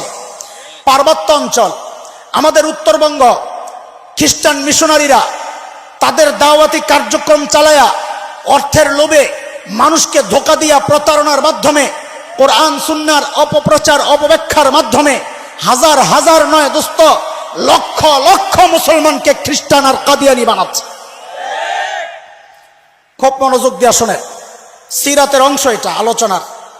আমরা কয়েক বছর আগে গেলাম দিনাজপুর দাওয়াতি কাফেলা নিয়া, আমার মুরতাদ ভাইকে ইসলামে ফেরত আনার জন্যে। খ্রিস্টান মিশনারিরা পুলিশের কাছে যায় নালিশ করেছে, ঢাকা থেকে কিছু মৌলবী আসছে, এদের মতিগতি ভালো না। পুলিশ আমাদেরকে ডাকাইছে, ভাই আপনারা কারা, কি চান? তা আমি তো তখন এত মোটা ছিলাম না, খায়া খায়া মোটা হয়েছি, তখন তো ছিলাম চিকট, দেখতে একদম নিরীহ মানুষ। বলি যে ভাই আমি নিরীহ মানুষ, দাওয়াত দিতে আসছি, মারামারি কেমনে করুম, আমার ফিডে একটা দিলে আমি নিজেই মরে যাব। তখন পুলিশ আমাদেরকে একটা প্রশ্ন করেছে। আমি যখন এই প্রশ্ন আপনাদের সামনে উত্থাপন করব, তো আমার বিশ্বাস নবী না চেনার কারণে আপনাদের অনেকের মনের মধ্যেও জাগবে, হক কথাটা তো ঠিকই আছে। পুলিশ আমাদেরকে বলে, জিজ্ঞেস করে, আচ্ছা হুজুর বলেন তো আমরা মুসলমান। পুলিশ না বুঝার কারণে বলেছে, তিনি দিনদার ছিলেন, তিনি বুঝেছেন পরে। তিনি বলেন আমরা মুসলমান, ইসলামের দাওয়াত গোটা দুনিয়ায় চলে, আমেরিকা, ইউরোপ, অস্ট্রেলিয়া, আফ্রিকা, গোটা দুনিয়ায় ইসলামের দাওয়াত চলে। আমাদের ধর্মের দাওয়াত আমরা গোটা দুনিয়ায় দিতে পারি, তো খ্রিস্টানরা তাদের ধর্মের দাওয়াত বাংলাদেশে এসে দিলে সমস্যা নাকি? যার যার ধর্মের প্রচার সে করবে, কত মিডা মিডা আলাপ, তাই না? কথা বলে না? সুন্দর লাগে না? হ্যাঁ সুন্দর লাগে না কথাটা? যার যার ধর্মের প্রচার সে করবে, কত সুন্দর না কথাটা? সাপও তো দেখতে অনেক সুন্দর, তাই না? বিষও তো সাদা, কাবা বরং কালা। বিষ কি? কাবা। কথা বলে না? কাবা, কাফনের কাপড়, কাবার গিলাফ সাদা হইলেই খালি জাপ দিও না, কথা শুনতে মজা লাগলেই খালি হাঁ কইয়া চিত্ত হয়ে যায় না, বুঝার চেষ্টা কর। কেন আমরা মুসলমান ইসলামের দাওয়াত গোটা দুনিয়ায় দিতে পারি, কেন খ্রিস্টানরা সহ ভিন্ন ধর্মের মানুষ বাংলাদেশে ওদের দাওয়াত দিতে পারবে না কেন? এর জবাব হচ্ছে দোস্ত, আমার নবী হচ্ছেন একমাত্র বিশ্ব নবী। বলেন কথাটা, বলেন আমার নবী। এইবার আসেন বিশ্ব নবী কাকে বলে, তারপর বুঝবেন কেন ওরা ইসলামের ওদের ধর্মের দাওয়াত বাংলাদেশে দিতে পারবে না, কেন আমরা গোটা দুনিয়া ইসলামের দাওয়াত দিতে পারব। বিশ্ব নবীর মানি হচ্ছে তিনটা। বলেন আমার সাথে কথা বলেন। আরে পড়া মুখস্থ করেন, পড়া, এগুলা পড়া। বিশ্ব নবীর মানি কি? কয়টা? তিনটা। এক নম্বর হচ্ছে বিশ্ব নবী মানি হচ্ছে আল্লাহ তাআলা আমার নবীর আগে যত নবী দুনিয়ায় পাঠাইছেন সমস্ত নবীর টাইম ছিল নির্ধারিত। কি ছিল? কি ছিল? টাইম ছিল নির্ধারিত। আমার নবী একমাত্র নবী, বিশ্ব নবী, যাকে আল্লাহ দুনিয়ায় পাঠাইছেন তার কোনো টাইম নির্ধারিত নাই, তিনি কিয়ামত পর্যন্ত নবী। আমার দুই নম্বর ব্যাখ্যা, বিশ্ব নবীর ব্যাখ্যা, আমার নবীর আগে আল্লাহ যত নবী দুনিয়ায় পাঠাইছেন সমস্ত নবীর অঞ্চল এলাকা ছিল নির্ধারিত। আমার নবী একমাত্র নবী, বিশ্ব নবী, যার কোনো অঞ্চল এলাকা নির্ধারিত নাই, তিনি গোটা দুনিয়ার জন্য নবী। তিন নম্বর ব্যাখ্যা, আমার নবী দুনিয়ায় আসার আগ পর্যন্ত যত নবীকে আল্লাহ দুনিয়ায় পাঠাইছেন সমস্ত নবীর সম্প্রদায়, কওম ছিল নির্ধারিত। প্রমাণ ওই যে পিছনে প্রমাণ রেখে আসছি, হযরত ঈসা আলাইহিস সালামের বক্তব্য মনে আছে? হযরত ঈসা বলেছেন, ইয়া বনি ইসরাঈল ইন্নী রাসূলুল্লাহি ইলাইকুম, ও বনি ইসরাইল, আল্লাহ আমাকে তোমাদের রাসূল বানায়া পাঠাইছেন। মনে আছে কথা? কাজে বোঝা গেল হযরত ঈসাকে আল্লাহ কাদের নবী বানায়া পাঠাইছেন। এদিকে তাকান, এদিকে তাকান, মূল সময়ে পিছনের দিকে তাকায়েন না, এদিকে তাকান। হযরত ঈসাকে আল্লাহ কাদের নবী বানায়া পাঠাইছেন? ইহুদিদের। কাদের? ইহুদিদের নবী বানায়া পাঠাইছেন। আমার নবী একমাত্র বিশ্ব নবী, যার কোনো সম্প্রদায় নির্ধারিত না, তিনি হিন্দু, বৌদ্ধ, খ্রিস্টান, ইহুদি, মগ, মুরাং, গারো, চাকমা, কুকিল, সাঁওতাল, টিপরা সহ যত জাতি দুনিয়ায় বাস করে সমস্ত জাতির জন্য আমার নবী বিশ্ব নবী। কথা বুঝে আসছে? এইবার আসল ফিনিশিং এর কথা বুঝেন। কেন আমরা ইসলামের দাওয়াত গোটা দুনিয়ায় দিতে পারবো, কেন ওরা ওদের ধর্মের দাওয়াত বাংলাদেশে দিতে পারবে না? এটার একটা উদাহরণ শোনেন। আপনাদের এই এলাকার বর্তমান মাননীয় সংসদ সদস্যের নাম কি? নজরুল ইসলাম হিরু, হিরু ভাই এমপি সাহেব। আপনাদের মাধবদী একদম প্রপারে হিরু সাহেবের একান্ত ছেলে পেলে যারা ওনার সাথে থাকেন, ওনার কাজগুলো করেন, ওরা হঠাৎ করে দেখে মাধবদীতে একটা অফিস খুলছে। অফিসের মধ্যে বিশাল সাইনবোর্ড লাগাইছে, লেখা এমপি সাহেবের অফিস। কি লেখছে? হিরু সাহেবের ছেলেবেলে কয়, কি রে এটা কারা লেখছে, এটা কাদের অফিস? আমরা আছি, আবার কে অফিস করলো? দৌড়ে গেছে একদিন অফিসে, খুব মনোযোগ, খুব মনোযোগ। যা ওদেরকে জিজ্ঞেস করতেছে, ভাই এটা কোন এমপি সাহেবের অফিস রে? তো ওই অফিসওয়ালারা জবাব দেয়, এটা সাদেক হোসেন খোকা এমপির অফিস। নাম কি? সাদেক হোসেন খোকা, ঢাকা 7 আসন, সূত্রাপুর কোতোয়ালি, ওই আসনের এমপি ছিলেন বহু আগে। তিনি বর্তমানে মারা গেছেন। এমপি আসেননি এখন? নাই, মারা গেছেন। আসন কোনটা? ঢাকা 7। হিরু সাহেবের পোলাবা নগরে দিছে মাইর। ফাইজলামির তো একটা সীমা আছে, আসলে তো ফাইজলামি। অপরাধ করছে 2টা। কয় অপরাধ? খেয়াল করে, অপরাধ কয়টা? 1 নম্বর অপরাধ হচ্ছে সাদেক হোসেন খোকার এমপির টার্ম তো শেষ হয়ে গেছে। 1 নম্বর অপরাধ কি? সাদেক হোসেন খোকা বর্তমানে কিনা এমপি না, তো তুই এমপি না যে তার অফিস খুলছস, এটা 1 নম্বর অপরাধ। 2 নম্বর অপরাধ হচ্ছে সাদেক হোসেন খোকার আসন তো এটা না, ওনার আসন তো ঢাকা 7। তো ওই জায়গায় খুললে খোল, এনে এসোসকেন। অপরাধ কয়টা? এই 2 অপরাধের কারণে ওদেরকে যদি কেউ পিটায়, আপনি কি বলবেন? ঠিক আছে না অন্যায় হয়েছে? ঠিক আছে, কথা কয় না। এটা ভালো বুঝেন না। দিনের ব্যাপার আসলে আপনি উদার হয়ে যান, দিনের ব্যাপার আসলে উদার হয়ে যান।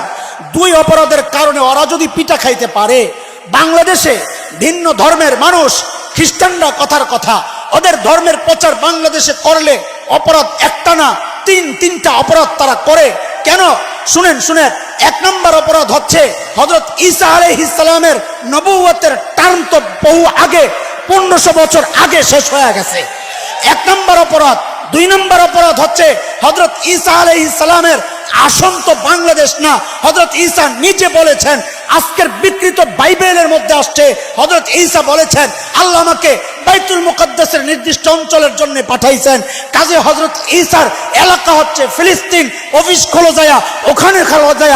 3 নম্বর অপরাধ হচ্ছে হযরত ঈসা বাংলাদেশে মুসলমান না, বাংলাদেশ না, কোথাও মুসলমানের জন্য প্রেরিত হন নাই। তিনি নিজে বলেছেন, ইন্নী রাসূলুল্লাহি ইলাইকুম ও বনী ইসরাইল, আল্লাহ আমাকে তোমাদের রসুল বানায়া পাঠাইছেন। দাওয়াত দিতে হয়, ইহুদিদেরকে যায় দাও, মুসলমানদেরকে দিতে পারো না। আমরা কেন গোটা দুনিয়া ইসলামের দাওয়াত দিতে পারি? কারণ আমার নবী একমাত্র বিশ্ব নবী, তিনি কিয়ামত পর্যন্ত নবী, ইসলামের দাওয়াত কিয়ামত পর্যন্ত চলবে। আমার নবী একমাত্র বিশ্ব নবী, তিনি গোটা দুনিয়ার নবী, ইসলামের দাওয়াত গোটা দুনিয়ায় চলবে, আমেরিকায় চলবে। কেন? আমার নবী আমেরিকার নবী, ইসলামের দাওয়াত ইউরোপে চলবে। কেন?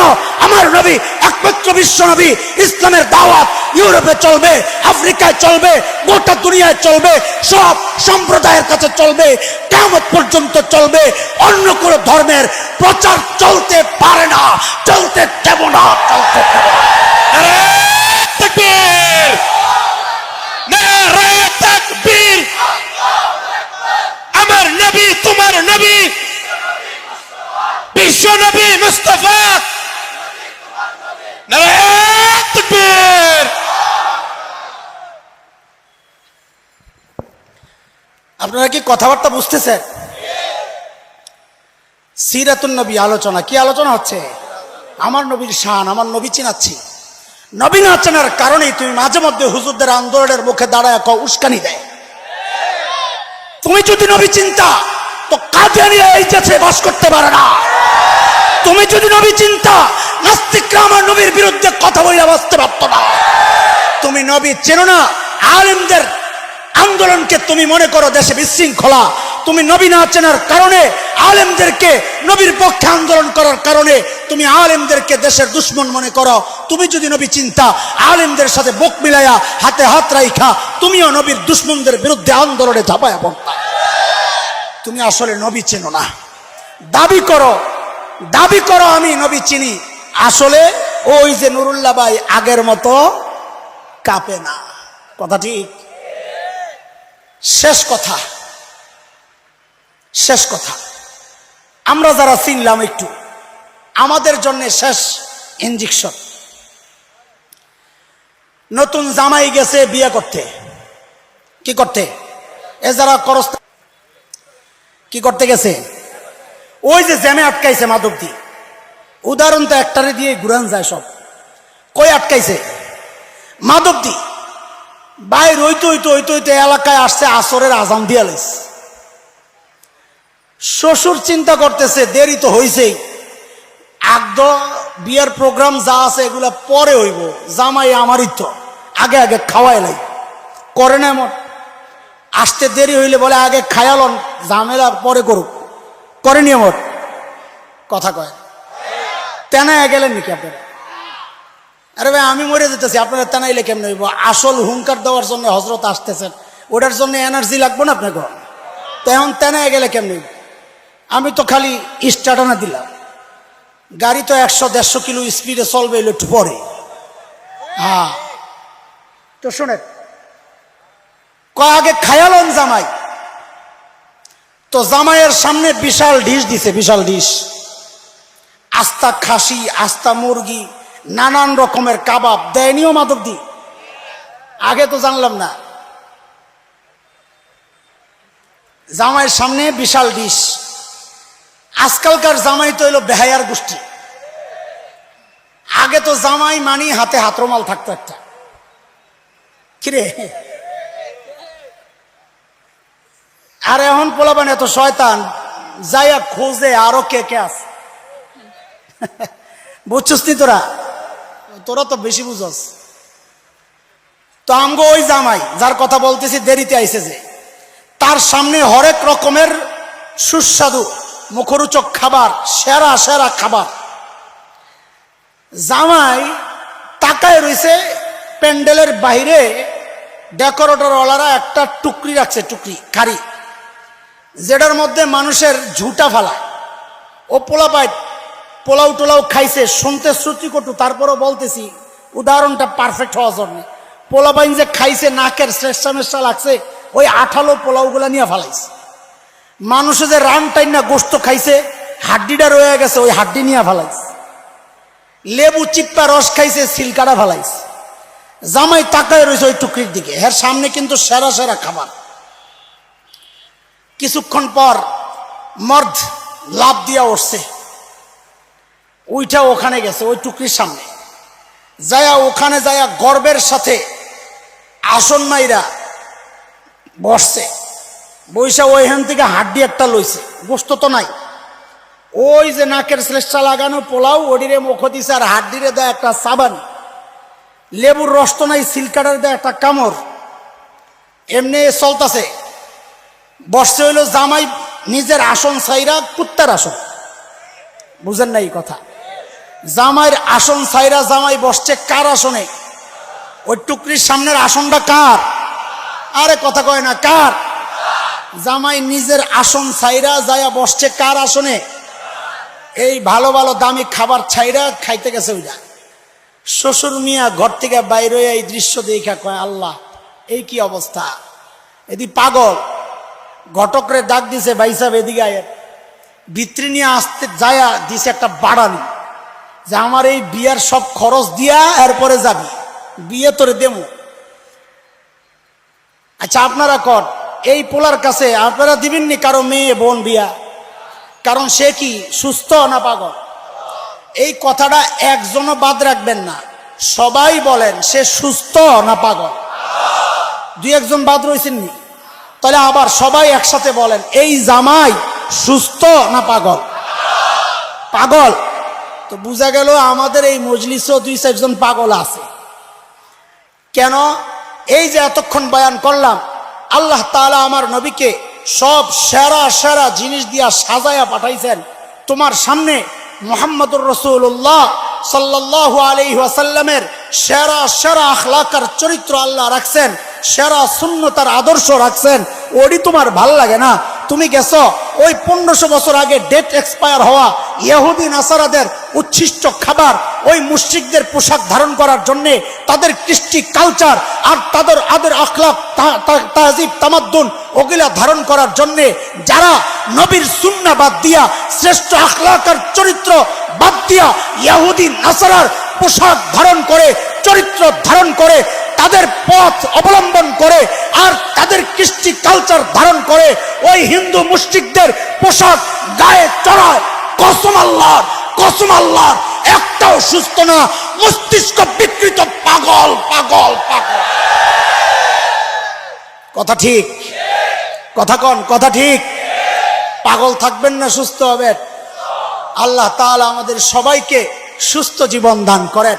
প্রিয় হাবিবকে চেনে তার আখলাককে নিজের জীবনের সব কিছুতে তার আখলাককে ধারণ করার, লালন করার, পালন করার, সুন্নাহ জিন্দা করার তৌফিক দান করেন। আমিন আমিন। ওয়া আখিরু দাওয়ানা আনিল হামদুলিল্লাহি রাব্বিল আলামিন। ওয়াসসালামু আলাইকুম ওয়া রাহমাতুল্লাহি ওয়া বারাকাতুহু।